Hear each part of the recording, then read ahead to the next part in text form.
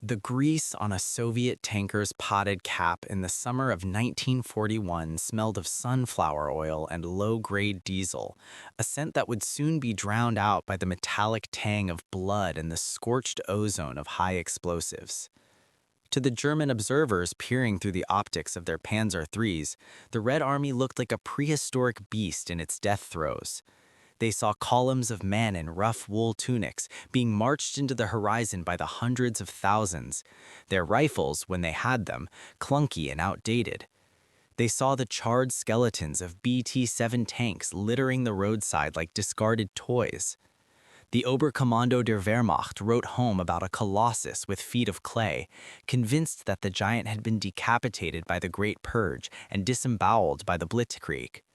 They were looking at the maps, the casualty figures, and the sheer geography of the disaster, and they concluded that the war in the East was won before the autumn rains could even dampen the dust of the steppes. What they failed to see was the vibration in the floorboards of the factories deep in the Ural Mountains. They didn't hear the rhythmic, soul-crushing thud of the giant steam hammers at Magnitogorsk, or the frantic scraping of shovels in the frozen earth of Chelyabinsk. While the German army was celebrating the encirclement at Kiev, a different kind of mobilization was occurring, one that defied every Western rule of logistics and human endurance. It wasn't just a military response, it was a biological one, a massive, shivering organism transplanting its vital organs 1,000 miles to the east. Thousands of flatbed rail cars moved entire steel mills lathe by lathe, while the workers sat on top of the machinery in open air, their breath blooming in the freezing wind. They arrived in the middle of nowhere, dropped the machines onto concrete slabs that hadn't even been cured yet, and started the power-up before the walls of the factory were even built. Women and children stood in knee-deep snow turning out T-34 turret castings while the wolves howled in the surrounding forests. The Germans thought they were fighting a state. They were actually fighting a landscape that had decided to turn itself into a furnace. By the time the first frost of 1941 crystallized on the iron hulls of the panzers outside Moscow, the broken army had begun to change its skin.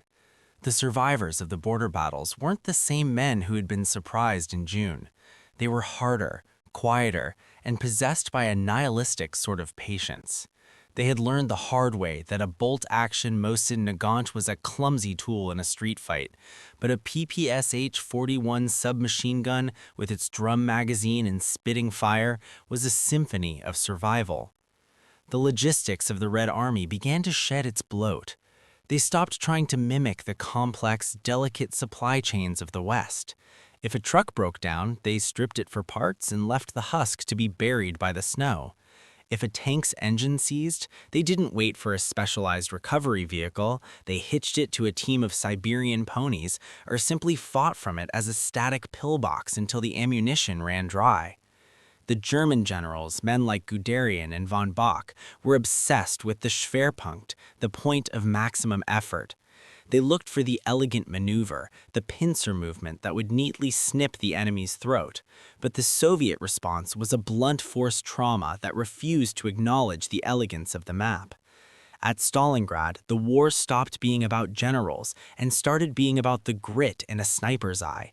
It was the smell of rotting cabbage in a basement, the sound of a brick being scraped against stone to signal a night raid, and the realization that a single grain elevator could be more important than an entire European capital.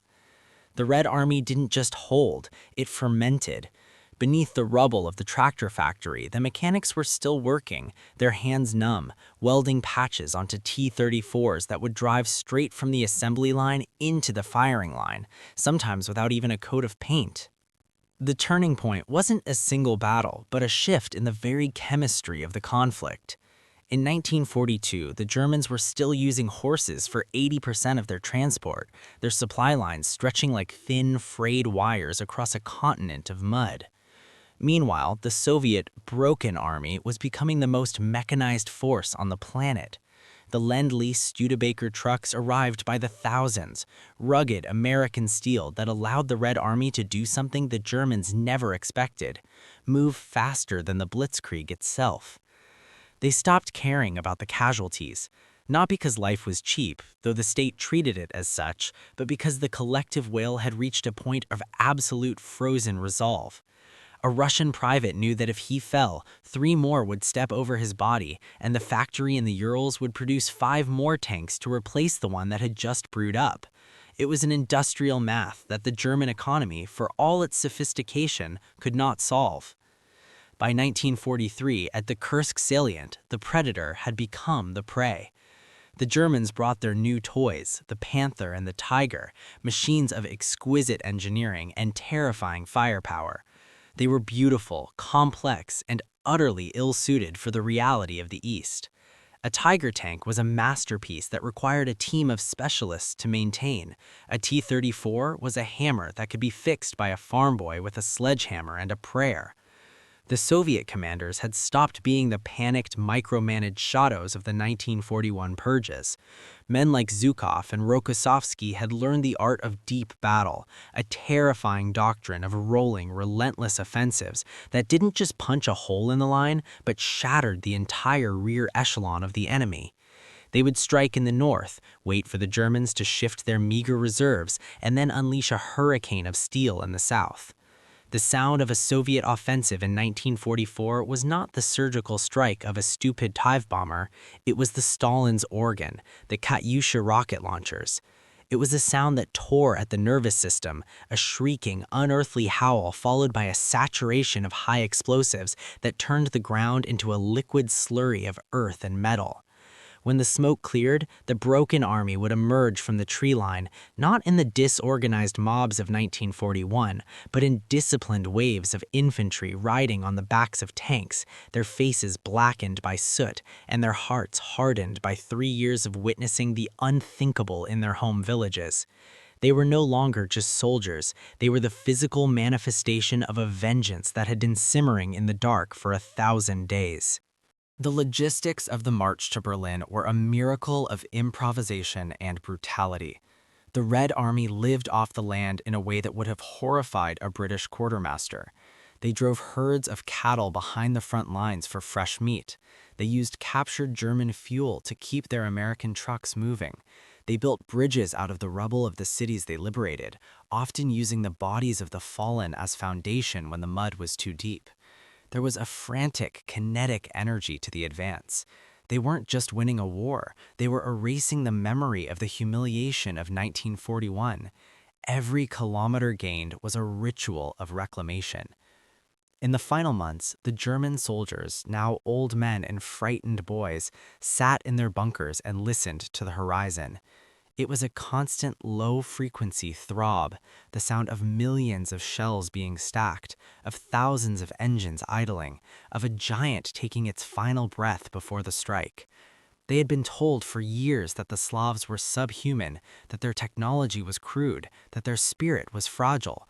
But as the IS-2 heavy tanks began to loom out of the fog, their 122mm guns leveled at the heart of the Reich, the reality finally shattered the propaganda. This wasn't a broken army. This was a force that had been forged in a fire so hot that all the impurities, the hesitation, the weakness, the confusion had been burned away. The end in Berlin wasn't a surrender, it was a burial. The Red Army didn't just take the city, they dismantled it, block by block, room by room.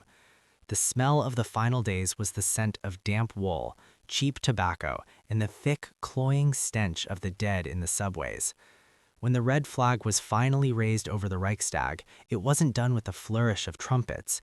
It was done by tired men who just wanted a piece of bread and a moment of silence. They looked down at the ruins of a capital that promised to rule for a millennium and saw only a pile of hot stones. The myth of the broken Soviet army died in the mud of the Vistula and the ruins of the Silo Heights. It died because the Germans had underestimated the one thing that no general can map and no spy can measure: the capacity of a human being to become a stone when the world tries to crush them. The papers signed in 1945 were a formality.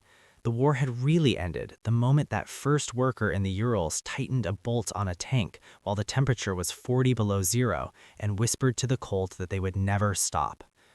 The tragedy of the history is that the machine they built to save themselves would eventually become the cage they couldn't escape. But in the heat of the summer of 1941, nobody was thinking about the future. They were only thinking about the next shell, the next mile, and the terrifying, beautiful realization that the giant was finally standing up. The weight of that memory still hangs over the forests of Belarus and the fields of Ukraine. If you dig into the earth today, you will still find them, the rusted casings of the Katyushas, the rotted leather of a Soviet boot, and the jagged shards of a T-34's track. They are not just relics, they are the physical remains of a moment when a nation decided it would rather burn to the ground than break. The silence that followed the fall of Berlin was the heaviest silence in human history.